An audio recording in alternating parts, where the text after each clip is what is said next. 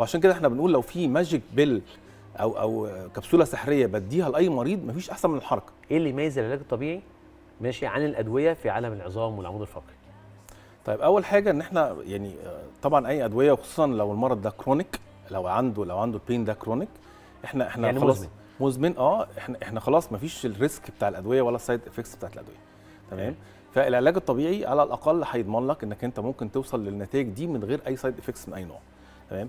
لكن الحاجه الثانيه مش مجرد بس ان احنا يعني العلاج الطبيعي يمكن عشان انا تخصصي اكتر يعني ماسكولو سكيليتال وسبورتس انجري، فالحاجات اللي هي اكتر بالحركه الرياضي عموما الحاجات الرياضيه والاصابات الرياضيه. فالقصه بتاعت الحركه دي مش بس ان انا احرك عضله او ان انا احرك عمود فقري او يعني في تجربه مشهوره جدا جدا حصلت في اليابان، ان هم جابوا مجموعه من الحيوانات وابتدوا ان هم ياكلوها اكل مثالي، بس ثبتوا الحيوانات دي بحيث ان مفيش حاجه تتحرك غير الفك بس.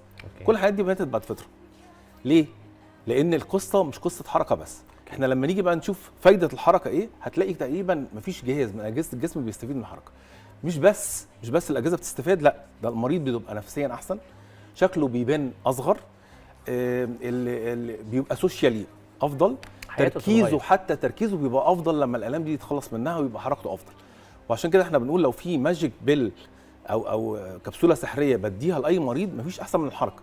يعني هتلاقي كل الريكومنديشن دلوقتي اللي موجوده في الحركه كده بتحرك الدوره الدمويه، بتزود الحرق، بتغير حتى المود بتاع يعني البون دنسيتي، كثافه العظام بتزيد، المستقبلات الحسيه والمستقبلات الحركيه المستقبلات الاعصاب اللي هي اللي موجوده في الجسم عشان Trust every product or passions just unlock the power of nature.